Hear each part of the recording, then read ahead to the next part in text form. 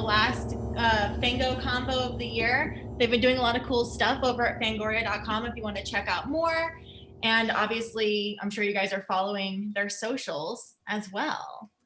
I am waiting to see, I know that questions are going to pop up from people that are watching, which is really exciting, but I figured the first thing we can do is just introduce ourselves. I'll start, and then Akela, if you want to go, and then, you know, I mean, it's hard to say, but Jacob, then Tyler, then Chris probably would be the best way to do it.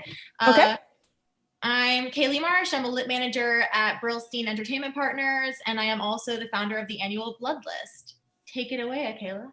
Hi, Akela Cooper. I am a writer / TV producer. I've worked on Luke Cage, Grimm, American Horror Story Season 6, currently writing The Nun 2 for New Line, and I've got Malignant, I guess, coming out on HBO Max at some point next year with James Wan. So nice to see everybody.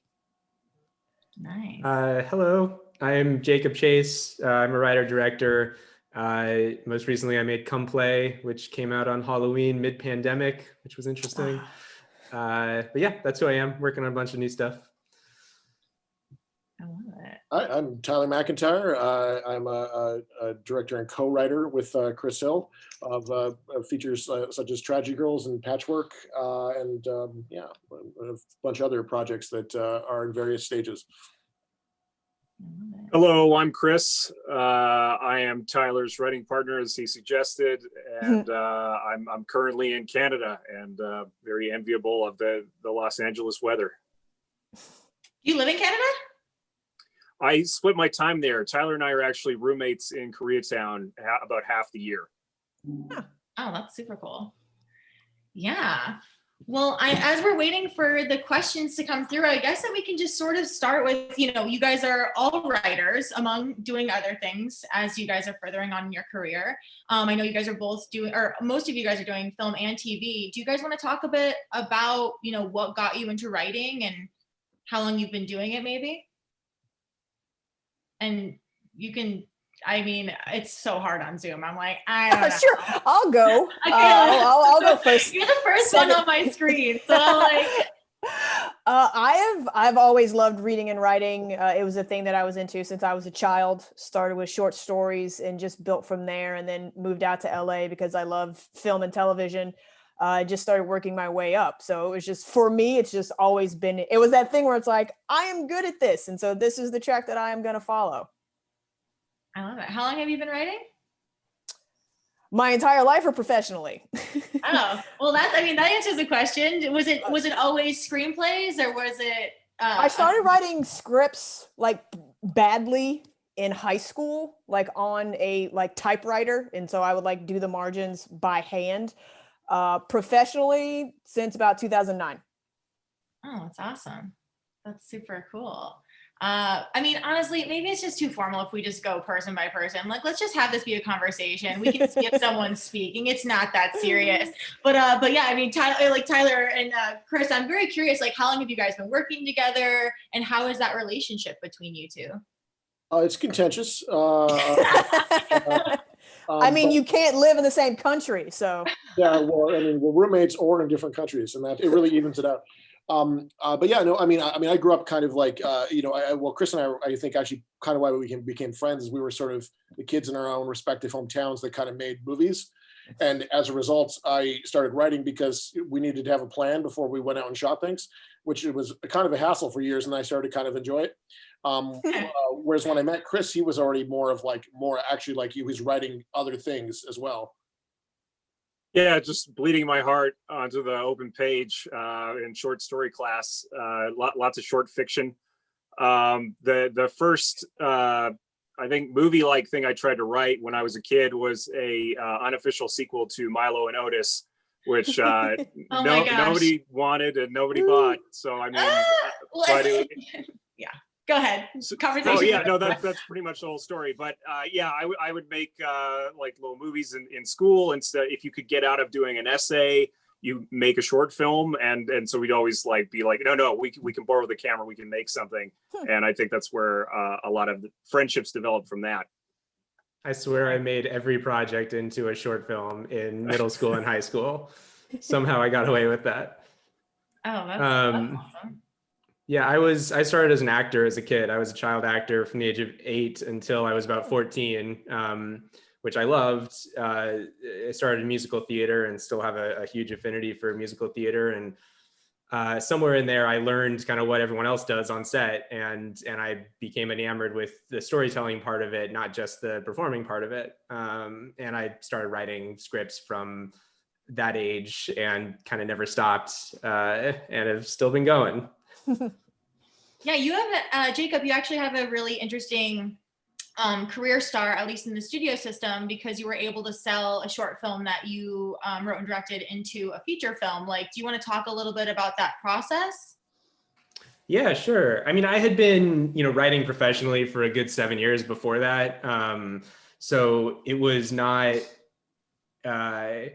quite as crazy, like the writing side of it. The directing side of it, getting that opportunity was huge, obviously. I'd been, writing for me had always been, I love writing and I still write a lot of stuff for other filmmakers, but it had always been a means to get to direct more for me. So I was always making shorts simultaneously as writing scripts. And I had a show at ABC going to pilot called Harmony a few years back. And in pre-production on that, I grew a little frustrated sort of with the process and kind of, they had paired me with some showrunners and stuff. And it was just not, I love the showrunners personally, but like ultimately different visions of the show. And it sort of was frustrating. And so I made Larry, the short film, very much like on a weekend to sort of like get my creative mojo back, to be like, it's just mine, right? And I was lucky enough that when my agents shared it around with the town, people were really interested in the feature version. I figured out a feature version really quickly. The true sort of anecdote of how it happened was that pilot I had at ABC, 2 weeks before we were about to shoot, they shut it down. They said, we're not going to shoot it anymore. It was devastating. I mean, you can imagine, like, sets were built, everyone was cast and crewed. It was nuts. I was at home like crying, and my wife said to me, hey, people are interested in that Larry short. Like, why don't you figure out what the feature is? And so that day I figured out very quickly what the feature could be. And the true story is, by the next Friday, I had sold it in this like competitive situation, which was crazy, and one of those Hollywood things that you read about and I actually got to experience.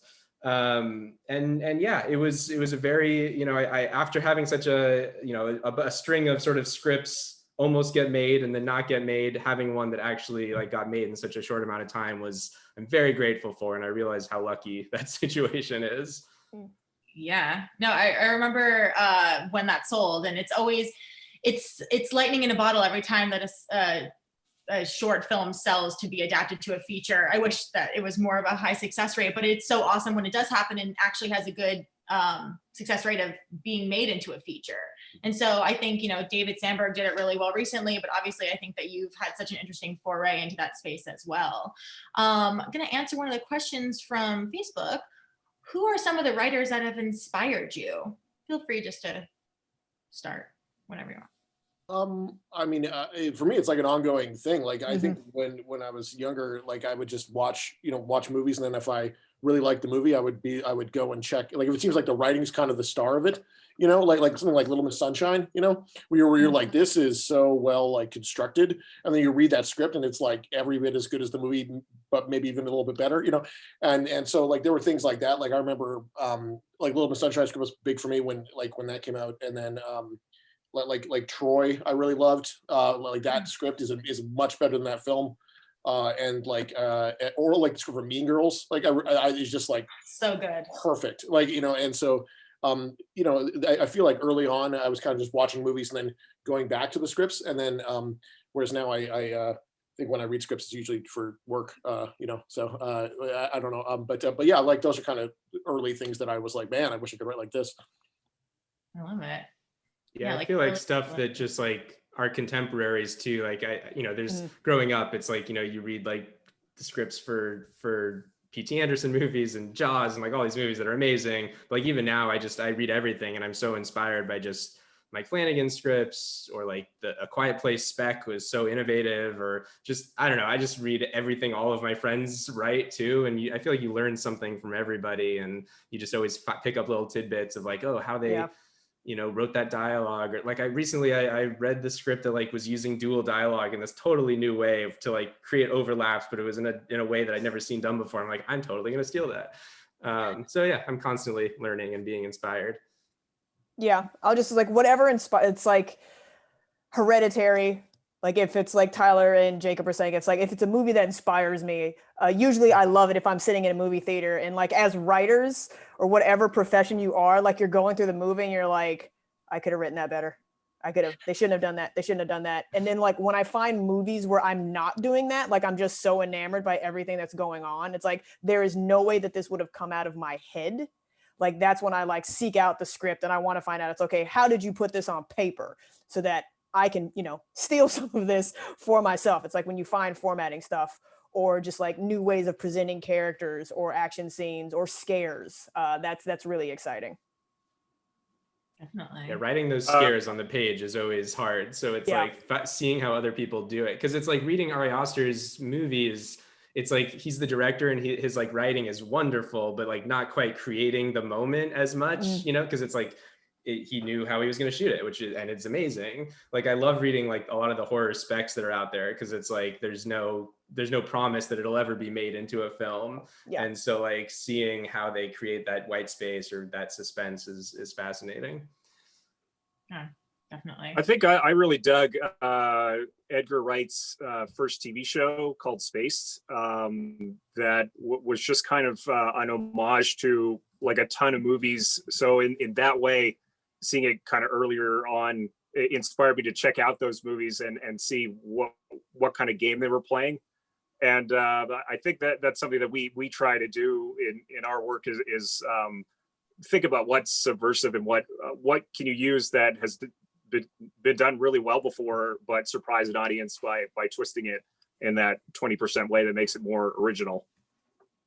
Yeah, definitely. I feel like it's so important as a writer to just be reading all forms of writing all the time. It's always changing too, I mean, trends are always happening. And then I feel like a lot of writer directors as well, you read their script and you're like, oh, wow, like it's such a big difference. What happens, from the page to what happens on screen, which brings me to the next question. Do you guys want to talk a little bit about the process of how much a script can change from your spec script to what actually ends up on screen, and sort of what that process is? I know that's a loaded question, but I think it's interesting and obviously very different in TV versus film, or maybe you can just talk about one specific instance where maybe it's been a good experience for you. You're like, cricket.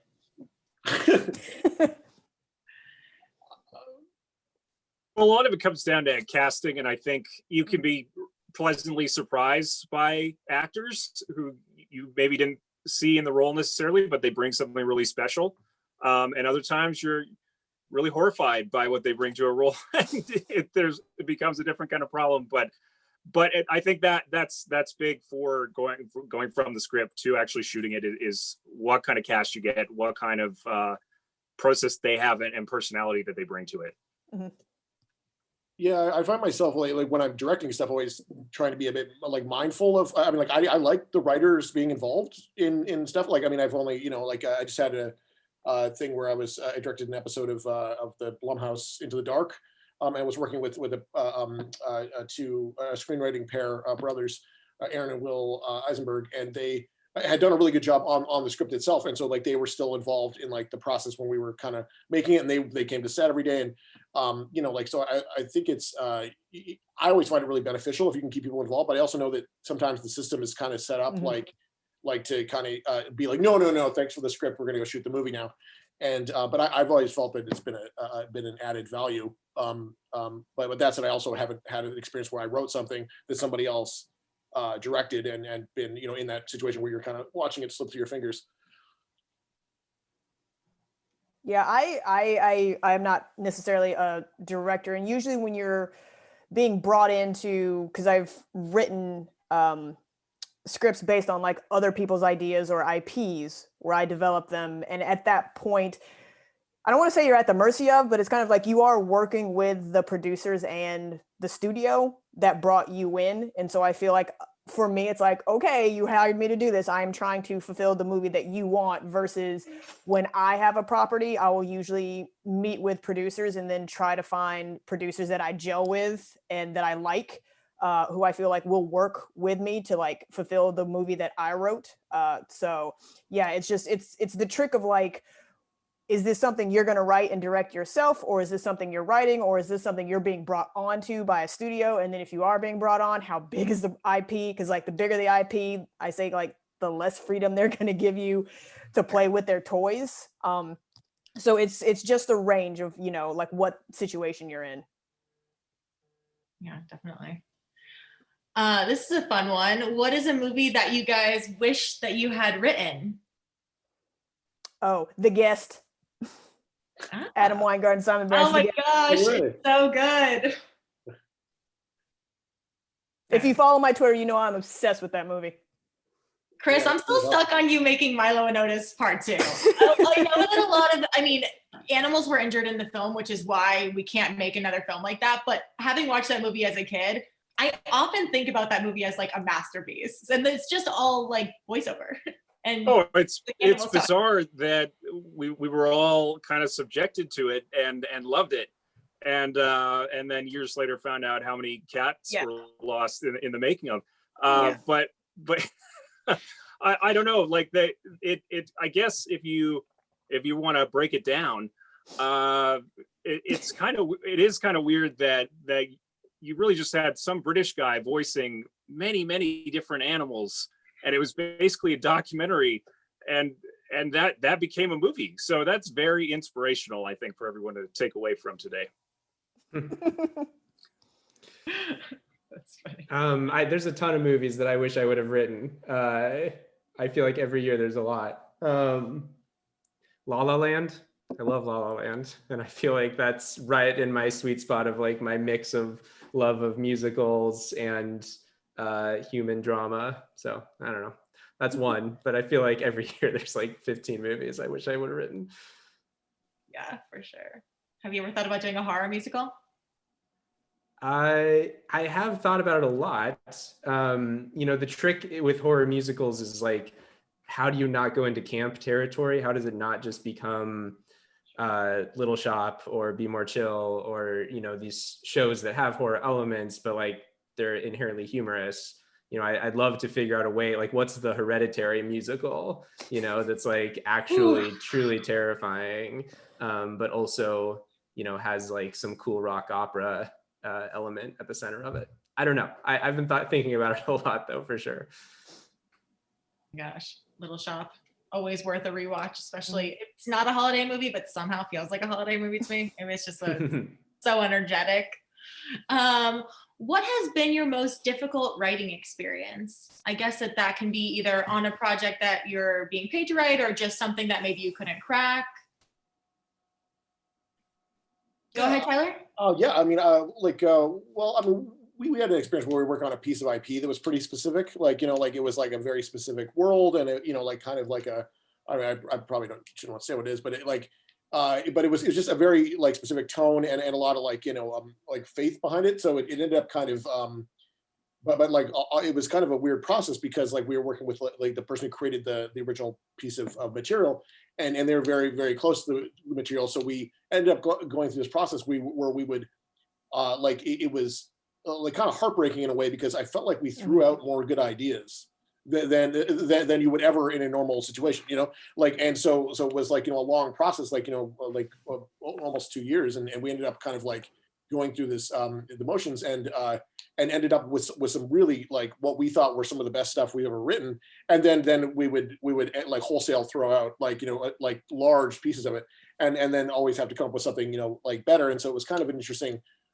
process, because like I find when you like, I mean, I've never worked in a TV like writer's room, but I assume that's kind of probably what it might be like, you know, where you're constantly coming up with your pitching ideas, and you have to be invested enough to be like creatively giving yourself you know, over to the process, and kind of open to like, you know, seeing what's there and falling in love with the material, but at the same time you're not really you know, like deciding what goes on the page.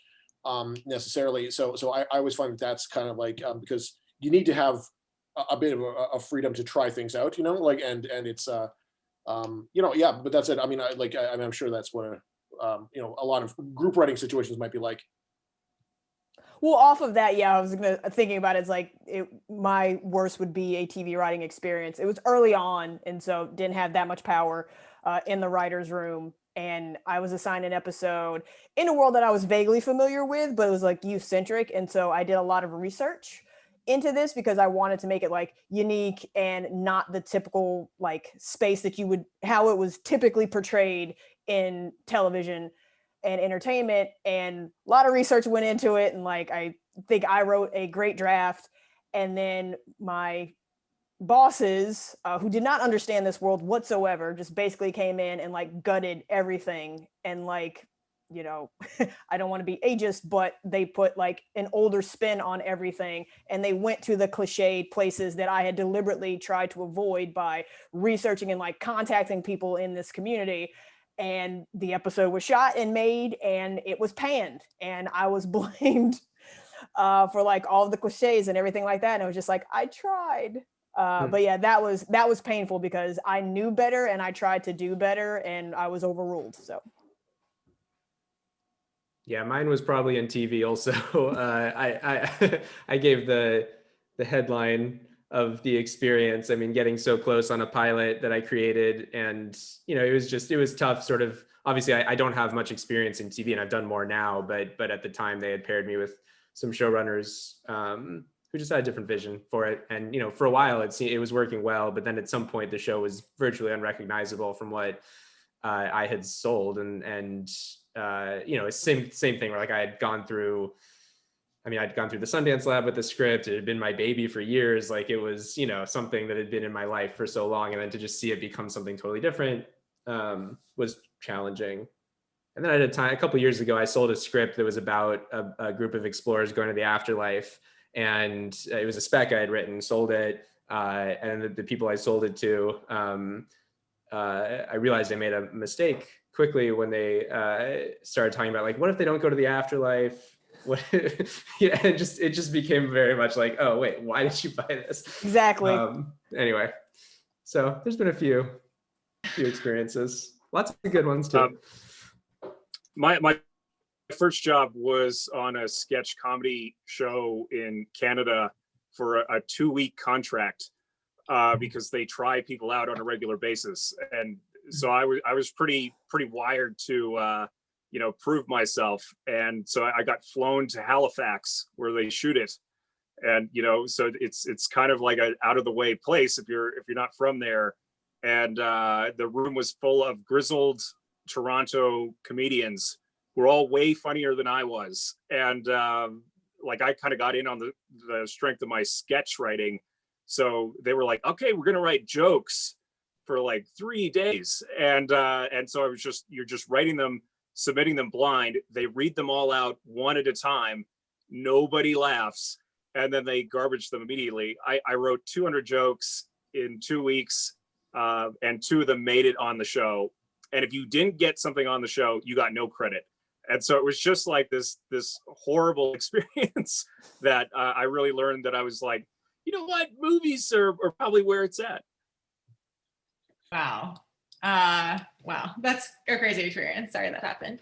I guess also it's worth talking about, this is Fangoria, so like let's talk about horror. What brings you guys, like, what do you guys love about horror? What do you like writing and directing in this space? Like, what about the genre are you drawn to? Akela. The scares, I like scaring people, and I discovered at an early age, I liked scaring people, particularly my mom. I was that kid who would like, when she was like either in the kitchen or she was in the bathroom, I would hide on around the corner, and like when she would come around, I would like jump out and like yell and scream up until the point where she was like, you got to stop because you're going to give me a heart attack and kill me. And I'm like, oh no, okay, I don't want to do that. But yeah, just like I had also early on gotten into Stephen King. And so just like being able to read a book. I remember the first time I read Pet Sematary, I couldn't put it down. And I started at like 8 o'clock. So I read it until the sun came up because I was afraid to put the book down and turn the lights off and go to sleep. And so that's why I was just like, this is an addiction and I want to do this to people. And like watching horror movies growing up, it's like, yeah, no, I want people jumping in their seats. Like I want that power over them. So I love it. Yeah. I used to run a haunted house for many years called Sherwood Scare, and it was a live, theatrical experience. And I absolutely loved doing it. It sort of tied my theater roots to my storytelling love. And that's where I sort of learned how much fun it is to scare people, basically. And specifically the joy of like standing at the exit of a haunted house and having people come running out screaming and laughing. And I think horror movies are one of the few genres that like just really demand an audience still. And seeing horror movies with an audience opening weekend, there's just kind of nothing like it. And everyone laughing and being at the edge of their seat. And it's that's obviously one of the big bummers of my movie coming out in the middle of a pandemic ultimately. But that moment of being in an audience, having everyone react together, that's sort of the joy that I am reaching for always. Yeah, I mean, I definitely, similarly to these guys, like grew up very much loving horror and kind of being into it. Like, so you sort of inherited it from my like older brother, who was, pretty deep into like Stephen King and like kind of weird like conspiracy monster stuff, like Loch Ness Monster and Bigfoot and stuff like that. And so he kind of got me hooked on it pretty early, and I started kind of falling in love with those sorts of films. But then I really kind of jumped into it like professionally, like after film school, I started working for Roger Corman. And he was like, like obviously like a legend in like, of horror specifically and genres in general. But I kind of like working for him, I started to realize that like, oh, like you can make this a movie about anything. Like, and as long as you check certain boxes, like you can do, like no one's going to stop you, like, and it's kind of like, you can almost say anything or talk about anything as long as you're doing it with this kind of like horror metaphor, then, you don't like, cause I think it would be really difficult to be out there like pitching drama, like capital D drama, like where it's like, with very little subtext or a lot of subtext, like where it's like, where there is no like, well, it's a movie about, a monster that jumps out of your phone, but it's really about a family, or parents connecting with children, like, or whatever, like as long as you have that, not to throw you under the bus, Jacob, but it has that's a great example of like how you can tell a much more substantial, dramatic story, using like genre conventions, and they'll kind of like give you the resources to do that in a way that if you're just pitching that as a straight story, people wouldn't see it as having commercial potential, Yeah, I mean that's very true, because like just because you mentioned my movie there, I mean it's like I had been long wanting to tell a story about a young kid on the autism spectrum who's nonverbal and like needs to communicate with his family, and my wife works with kids on the spectrum, so I've just had like this close community and window into that world for a long time, and I'd long been like trying to figure out the movie that I could sort of like have that character at the center. And it may obviously, like I was able to connect that to Larry, the creature, in a very meaningful way in the story, but it's 100% like I would never get to make the drama version of that movie, because who would want to watch that? But like once you put it in a horror context, like you get to sort of have your fun and ultimately hopefully say something meaningful and make people feel something. Definitely. I'm just an anxious person, so it's a way of coping with things and putting all my anxieties into a story so that they can't hurt me anymore. I think that's where that comes from. But like in more sincerely, Army of Darkness was one of my favorite movies growing up, and I think how much comedy they cut everything with was kind of like, oh, like this is just an awesome ride, and you can break all these rules and have all these different genres in the same movie. And so I guess the imagination of it really grabbed me. Do you guys get scared when you watch horror movies and TV shows? Sometimes, yeah. I love it when I do. Yeah. I try to. Yeah. It's like haunted houses. Like I go to all the most extreme haunted houses I can find, just desperate to like get that rush that I used to get as a kid. I'm so scared of literally everything. I went with a client to a haunted house maybe a year or two ago, and I was like covering my ears and like going through. He's like, "You run the boldness." I'm like, "I know, I'm scared of everything." So that's why you're like, that person. I'm like, oh, like I love being scared. I get scared so easily, which is why when developing scripts, and that's why I love working with writers so much, is when I get scared on the page, I'm like, oh, everyone's gonna get scared by this. Trust me. I'm like, this is like I'm good at like pinpointing universal scares. Scares on the page. Do you guys? And this actually goes into one of the questions that you were asked. So it's like they asked, how many drafts have you noticed on average it takes you to complete your script? And I think something to add on to that in the horror genre is that when you're done with a horror script, let's say, where there are a lot of scares, do you go through and do like a scare pass, or how much are you thinking about the horror elements of it on the page? I would say for us, it tends to come kind of like conceptually, like I think something being scary like fundamentally like comes from like conceit and theme and like what's at the core of your characters. Whereas like you can do like a scare pass and make things a little bit like scarier in a superficial way. Like, oh, what if somebody jumps out of the closet or whatever, like you can add a little bit of spice that way, but you can't make something like you can't put dread in. And it's the same with comedy too. Like I think you can add a couple jokes to the scene, but it's not going to make the conceit of like this scene funny or preposterous or whatever. But like if you construct it that way, then it can become a lot funnier as it can become a lot scarier. So I think it's real like top down for us, and we tend not to do like a lot of scare passes unless it's like just to clean up certain moments. And a lot of that's like we see something as like a very tense, like 10-minute set piece or whatever, and it's not maybe like in the read it's not coming across, so therefore it's more about clarity than it is about making it scarier. Yeah, we just had a note from a producer on a job we've been doing the last few months that they were like, could we get more scares in here? And we're like, okay, what about this? And they're like, no, like somebody literally jumps out of a closet, and it's not who so they're talking about jump scares specifically. They wanted in more scenes, which can be good sometimes, but if you press that button too many times, the audience is just like, wow, I really hate this movie. So yeah, it's just being judicious and understanding that a lot of creative execs, God bless them, live really nice lives sometimes, and sheltered lives, and so the things that are scary to them aren't necessarily scary to all horror fans or people in the public. But anyway, that's a side note. Well, and then when you get to the test screening phase and people say they want it to be scarier, the studio is just like, add more jump scares, and that's how you end up with a million jump scares in a movie. Yeah, test screenings. Man, miss those in-person test screenings. Hey. Interesting question, actually. Out of all of the screenwriting rules that we are taught, which rules do you find yourself breaking the most?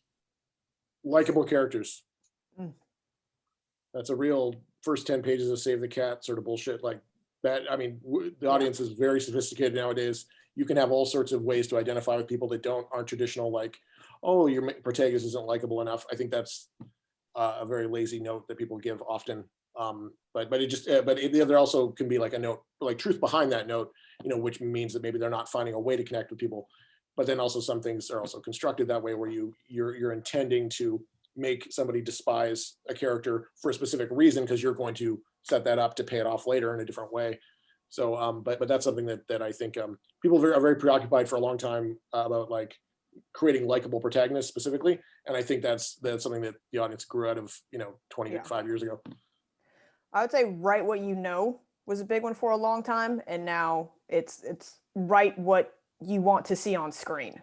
Like write the story you want. Because you can always do, like, hopefully research. And when it comes to horror, it's like, I've never been to hell, but I'm still writing about it. So there's some leeway there.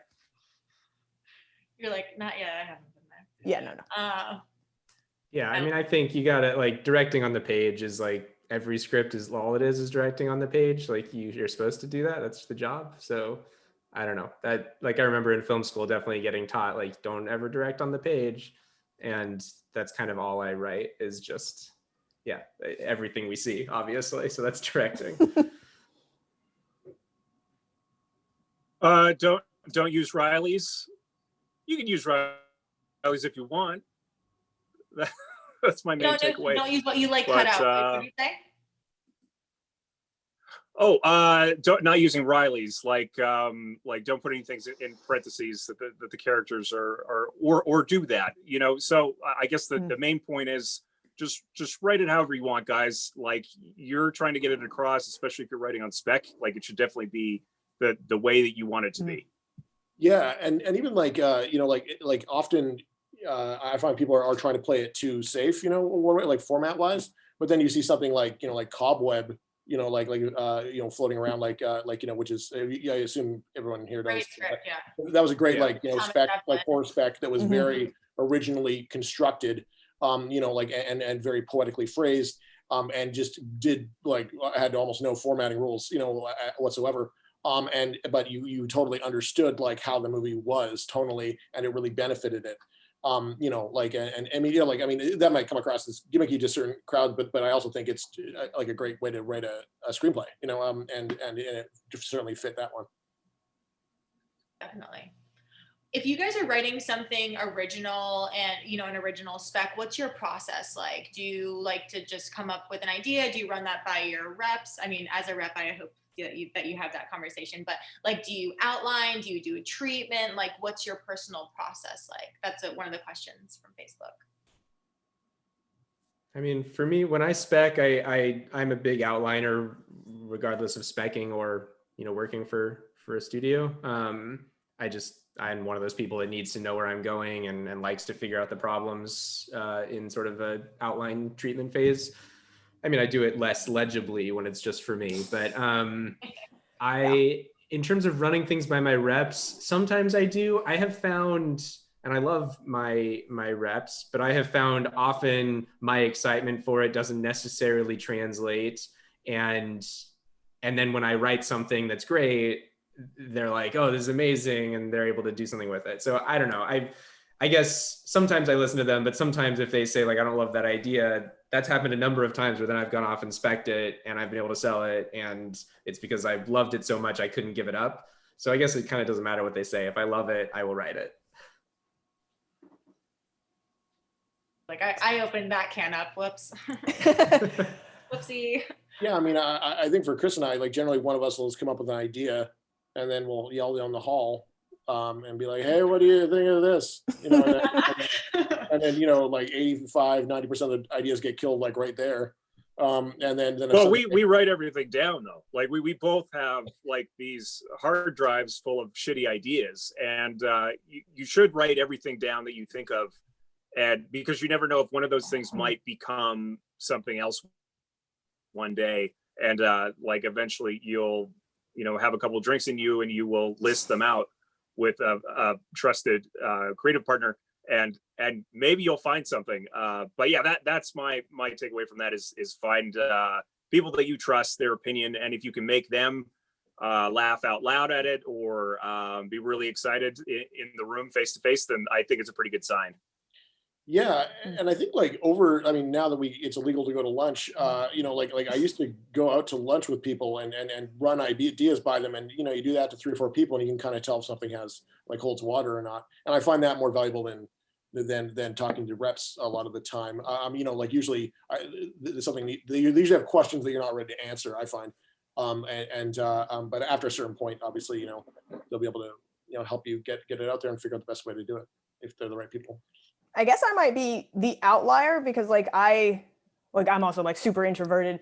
So usually an idea will form and like I'll just keep thinking about it. And as Tyler and Chris are talking about, like I write down everything, and then I know pretty much once I have a beginning, middle, and end for an idea, and like my brain is like, okay, now I even know what the little scenes in between are going to be. That's when I start like a beat sheet, and it's usually I just start with like scenes that I know I have, and then I'll go through that, just write them down in random order, then put them in order, and then like leave spaces. I also start everything. I handwrite everything from the beginning, and then just like leave spaces on the notepad. It's like, okay, so then this can go in between these scenes, and then this is the emotional thing that this leads to.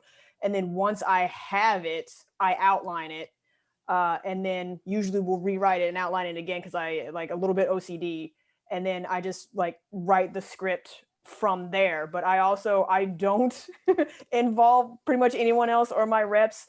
I love my reps. I'm happy to have them, but early on, like I took a stance where it's like, you get what I give you, and this is what I'm passionate about. And so you will help me find a way to sell this. And it has been a relationship that has worked. Do you handwrite your first drafts of scripts too? No, usually by the time I get to the script, I'm typing that out because I've handwritten 2 drafts of the outline, and then I'll Gotcha. type the outline. So that's 3 versions of the outline. And then hopefully by the time I'm on script, it's just coming out. So when you have to like share outlines with like producers or something, do you type out an outline then, or do you like scan it in? Oh no, I'll type that. Like if I have to Got it. like show like an outline, oh yeah, I'll type it out. Just curious. Yeah. Yep. Good. I mean, I guess that means that your handwriting is legible, which mine is not. So good for you. Well, also this is just like, as Jacob was saying, it's like for personal stuff, that's how I operate. And then for obviously like if I'm writing The Nun, I have to like write an outline and give that to the people at New Line Cinema and Atomic Monster. And like, this is what you've asked me to do, so here's what I've done. Yeah. I it's wish like, that you would hand them something handwritten. That would be fucking awesome. Like, what a power move, you know, it's being like, Yeah, no, right. that's She's how like, I work. here you go. Stack papers. Bye. enjoy reading this. Actually, Akela, since you work so much in TV, obviously you're doing both. But can you talk a little bit about, the process in a TV room for writers that don't know what it's like to sort of be part of that collaborative process? Like any tips maybe for them? I would say early on, it's okay for you to, especially if you're a lower level writer, just sit back and take everything in and don't feel like you have to participate like day 1 or even week 1. Sometimes it's best to like get a feel, especially for room dynamics. Hopefully you are in a positive, non-toxic room that doesn't have politics, but sometimes that's not always the case. So it's good to get a feel for that. And then when you feel comfortable like participating, like jump in. Because a lot of times writers, it's like, I am talking just to talk, and that can get to be very annoying, especially for upper level. So just FYI, when you're just like saying stuff or shooting down ideas constantly without having solutions or alternatives to what you're shooting down, like no one likes someone who is not contributing and just, killing stuff, because the idea of TV is like, we have to move this forward. We have to get an episode that we can write and then produce and then put on air. I would also say, if you've never been in a writer's room, hopefully, again, you get in a good room, but it'll be, depending on the episode order, 5 to 8 to 12 people if you're somehow on a network show. And it's just a day where you start your room, your season, what we call blue skying the season, either season 1 or, season 2. You get your big ideas for your character arcs, your character tent poles, and then you get your plot tent poles in the episodes that they need to go in. You flesh that out a little bit. Your showrunner will then take that and then pitch it to the network and the studio. They will either approve or not approve.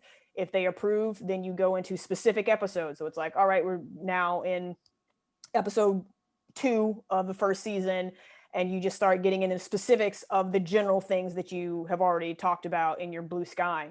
And then a writer is assigned to that episode. They will go off and they will write the outline and then the script, and then that process like just continues until you're done.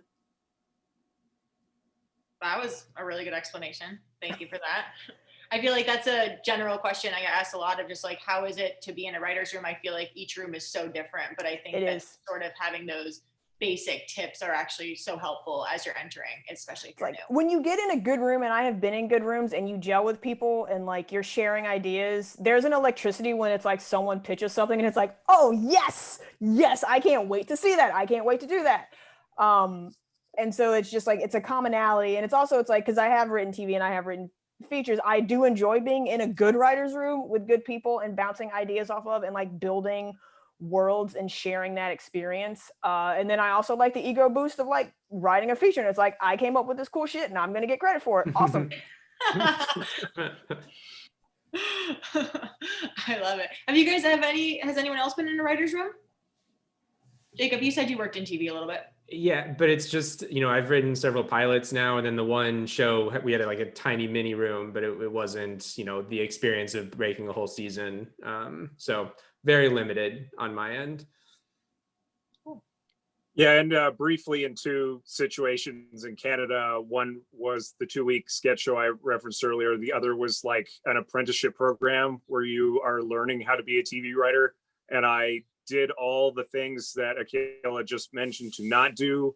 And that was also a learning experience. So I'm more of a learn as I go type of person. And yeah, anyway, hoping the next TV experience will be a bit longer. I love it. One more quick horror question that's really fun to sort of wrap it up before you guys get to promote your cool shit that you're working on. What is your favorite decade for horror? Like when you think about the horror movies that you love from over the years, like is there a decade in particular that sticks out to you as being your favorite or the strongest or most influential? For me, it might be nostalgic because I'm an 80s baby. I'm an 80s baby and a 90s adolescent, but like the 80s, because that has a lot of my all-time favorite horror movies, like John Carpenter's The Thing, Stan Winston's Pumpkinhead, Nightmare on Elm Street, like all of those movies have basically seared themselves into my brain. It's like, all right, I want to do this. Beetlejuice, which is technically horror. Yeah, For sure. Beetlejuice Yeah. is for sure horror. Yeah. Yeah, I mean, I definitely think the 80s is kind of does a disproportionate number of classics. It's pretty undeniable. But I definitely have a lot of reverence for the 90s horror cycle, when it sort of felt like those John Hughes movies and the 80s slasher movies kind of got together for one beautiful couple years. That's yeah, that was really my 13, 14, 15, those were classic, Yeah. like Scream or Urban Legend, It I have was too much fondness for that movie probably. Yeah, it was a great decade because like as 80s babies, we would see a lot like on television or on VHS, home rental. And then in the 90s, we got what Jacob was like, we got that communal theater experience as teenagers where we could go with our classmates and our friends and sit in a theater and watch it on the big screen like, our older siblings did. And so that was, that's why the 90s will always have a special place for me too. So we've got the 80s, the 90s. I'm going to say now, I don't know. I mean, those are great, but like we have so many great horror movies now. Like there's such an appetite. So there's money being spent. There's interesting voices. I mean, recently we got Get Out and Hereditary and Relic and like just so many interesting movies that are about things that are, have something to say. And I don't know. I mean, there's great movies in every generation and every decade. So we can now call out movies from the 80s, 90s, and the aughts. I'm going to pick that slice of time between 2000 and 2010, since it's still open. We had a great run of Saw. We had a great run of Paranormal Activity. It was a golden age. You had that Silent Night, Deadly Night remake. You had that. You guys didn't have to all pick different decades. I should have clarified. I do feel like right now we're having such a renaissance in horror. Did you guys see Possessor yet? Not yet. No, not yet. It honestly blew me away. I watched everyone else hate it. I watched it, but I was like, whoa. I was like, it broke my brain. I watched like Zola and Possessor like within the same couple days. I was like, I am just feeling really happy about movies these days. A lot of cool shit coming out. Horror is such a so many things get lumped in with horror, right? Like I know like Come Play couldn't be more different from Hereditary, and they're both called horror films. And it's like The Witch was one of my favorite horror movies ever. And when I saw that opening night, I saw it at a packed house in Burbank. The entire audience booed after, and I was utterly shocked. But also like that's just a different audience that didn't want that horror movie, but I did. And so it's just like there's so many different kinds of horror movies, and that's what I love about the genre too. Is you can say so many different things, so many different kinds of horror, bloody, not bloody, kids, no kids. Like it covers so many amazing different genres almost within the one. Mm-hmm. Well, thank you guys. Is there why don't we do one last round where you guys just give shout outs of cool stuff that you're working on that you want to promote or anything you're excited about? Akela, go ahead. I don't know. You're like the first, like it's like my eye goes directly to you. I feel like You. It's like We it's in there, like, We probably can't say too much about this, but one of the reasons I'm on the panel is because of Tyler. We actually have been working together and he's been cool, and we're with like a really cool producer that I probably don't want to name, but hopefully, fingers crossed, we can make this thing work. Very excited about that. I'm very excited for people to see Malignant. It's like a career achievement to write something for freaking James Wan, who was one of the people who kicked off the horror resurgence with Saw and The Conjuring. So that's been really, really exciting. And then I think that's all I'm legally allowed to say right now. Well, that's enough. Good for you. It sounds like you're killing it. Yeah, that's the tough thing about asking writers what they're working on. Like half of it either will, like you're not sure if it's happened or what you're legally allowed to talk about. But yeah, I mean, super excited for the project that we have together. And Chris and I have something coming up. We're writing a pilot for Netflix that is based on a show we created, which is gonna be a lot of fun. Right, Chris? Oh, sure. Yeah, it's a take on a horror themed board game. So we've been having that in the works for a long time. So we're pumped to start 2021 with that on the docket. Rad. Yeah, I mean, similarly, I don't know how much I can say. I have a pilot at ABC, and I've got another pilot and a couple movies with other cool people. But you can rent Come Play now. It's out on VOD. So please do if you are so inclined. Well, thank you all so much for joining us for this Fango convo, and happy holidays, and keep killing it. Thanks, guys. Awesome. Thank you so for much. having us.